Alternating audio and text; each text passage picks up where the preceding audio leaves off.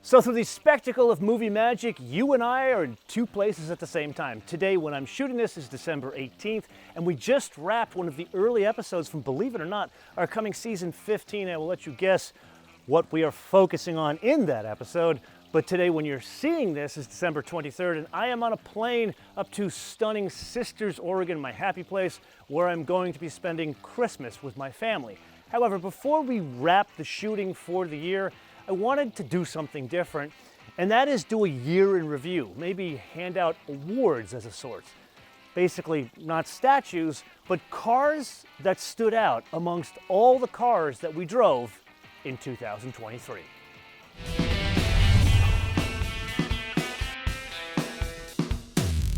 Okay, so being you and I have never done this together before, let's put some parameters around this exercise. First off, what are the different categories that we're going to focus on?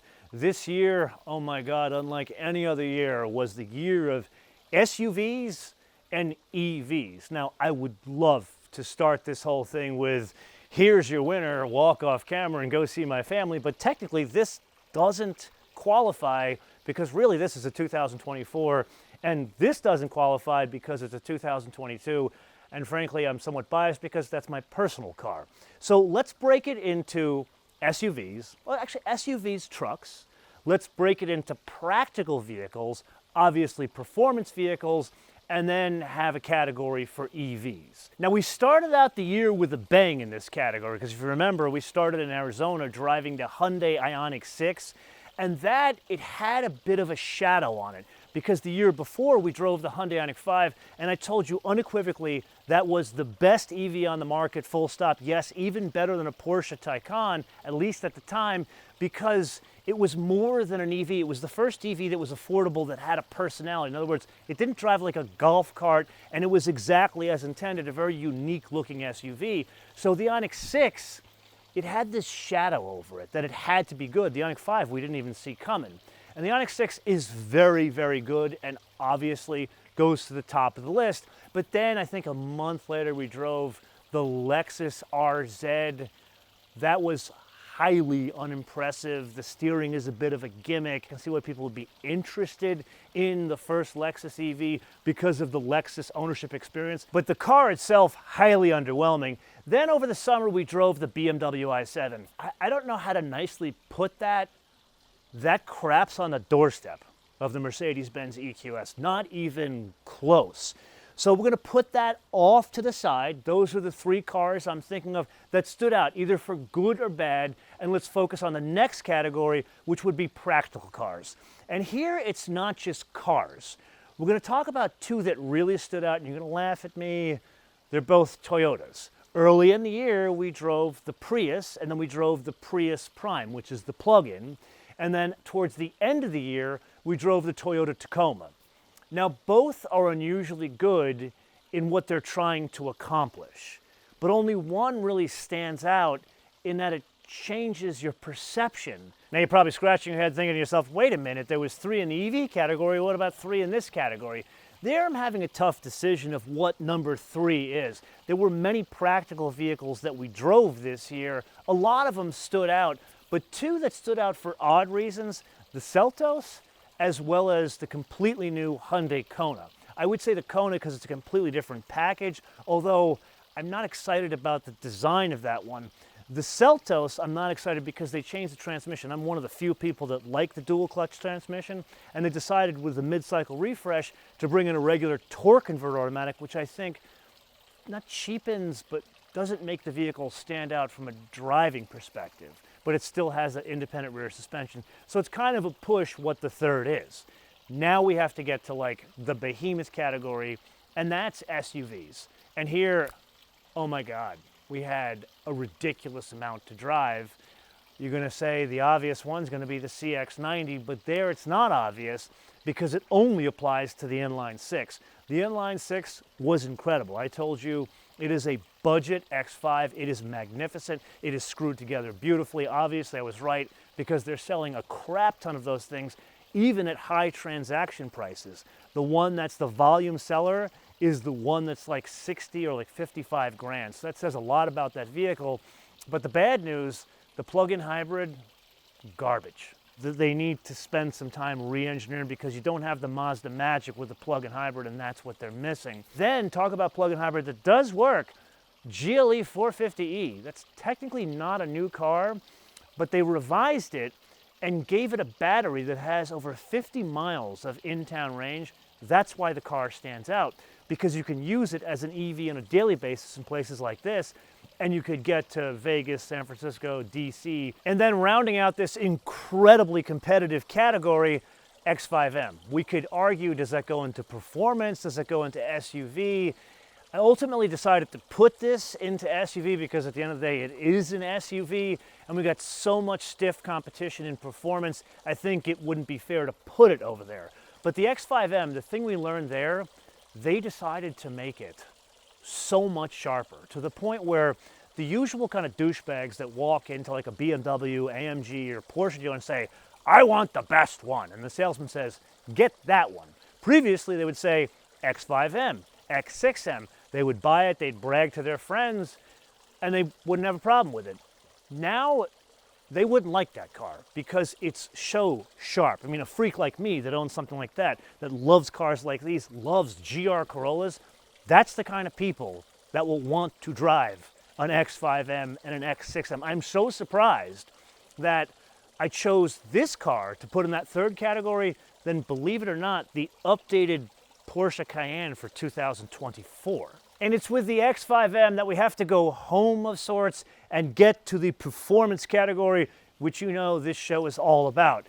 Again, am I going to choose a Porsche and call it a day? I can't, because technically not in the running, although there is a Porsche in the running for World Car Awards, which I'm on. Go and check that out, World Car TV, and you can see all the candidates there.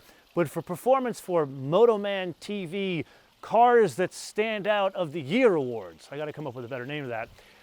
You're going to go with AMG GT, obviously. That is on this list for one reason and one reason alone. I flew all the way to Spain to drive that car and fully expected an SL with a roof. But that's kind of like the difference between here and here. Actually, I can't give this away. It's a lot of small changes. It's more than you expect. That's all I'm going to say here. That's exactly the case with the AMG GT. It is not an SL with a roof, even though they are effectively the same cars. And all of those small changes make it's not as hard as it once was. It goes in a different direction. The opposite direction is the X5M. It goes more like, it's trying to be more things to more people. Not everybody, but it's trying to get the guy that needs the back seat of a 911, needs the hatchback and the storage space to put the proverbial 2 golf clubs, which you will never catch me doing. So it stands out. Then, of course, I can't do this performance car list without the M2. I mean, the M2, you guys complain it's too long, it's too big. You are wrong. If you say that, go drive it and drive any other car. I would have it over an M4. It is that good. I even drove one in Florida with an automatic transmission. It was magnificent. But I'm going to stop going on about that. Then I'm going to give you the dark horse in the race for performance. Ready for this one?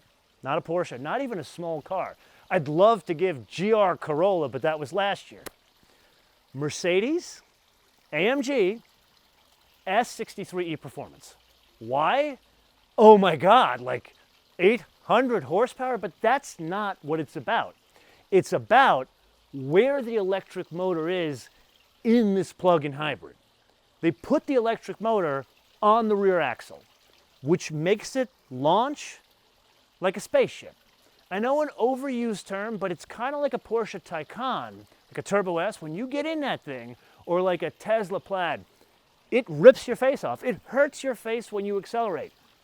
That is the same sensation in the S63E Performance because the electric motor's in the back. But wait, there's more. You got the 4-liter twin turbocharged V8. That's crazy amounts of horsepower. The 9-speed transmission. But there's another 2-speed transmission in the back of that thing. Granted, I'd never want to own this thing past the warranty, but God, you are going to have a great 4 or 5 years of driving experience. It's not an M2, but it's unlike any other sports sedan that has ever come out before. Okay, so now that we have all the candidates of the cars that stood out over 2023 in 4 separate categories, let's start handing out some awards. Let's start with SUV, because that really was the volume of cars we drove. And here, you're not going to be surprised, and it's not because I have a certain love affair with an engineer that you have a love affair with, the CX-90 Inline 6. It just absolutely exceeded expectations. It is a good value and screwed together beautifully. Is it a beautiful vehicle to look at? No, but you got to give an award to something that's got an inline 6. With that, let's go back over to the practical category. And hopefully you put your guess in the comments below. You're probably thinking I'm going with Tacoma, because again, you think I have a love affair with Sheldon and Mike Swears, but I'm going with the odd choice here. I'm going with the Prius. I never thought I'd say I'd give an award to a Prius. But the Prius, the reason why it stands out over the Tacoma in the practical category, granted I'm coming up with my own category here, is because it reinvented itself, more so than the Tacoma. The Tacoma is just a significantly better Tacoma and craps on all the other competition, even the ones that have recently been rejuvenated. The Prius is no longer the Prius that you think from many years ago. It's actually a good-looking car. It drives well. I personally don't think you need the plug-in hybrid, only if you needed like the sticker. Now, coming up with a car that stood out in the EV world, that's a much tougher assignment because most people would think it's about the propulsion system. I would argue it's completely the opposite. It's about the whole vehicle, the driving dynamics, and does it still drive like a car rather than an electric vehicle? Meaning, does it have a personality? And some of the examples we've learned, that Ioniq 5, the Porsche Taycan really was the first one, the BMW i4, even the cheap one, that's the better one over the M50, the E40, that one, amazing vehicle, probably would have won it for last year.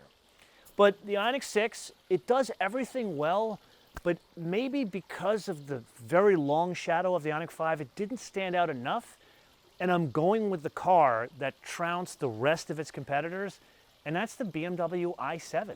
The BMW i7 out-BMW'd the Lucids that we drove this year that targeted the BMW, the smaller 5 Series.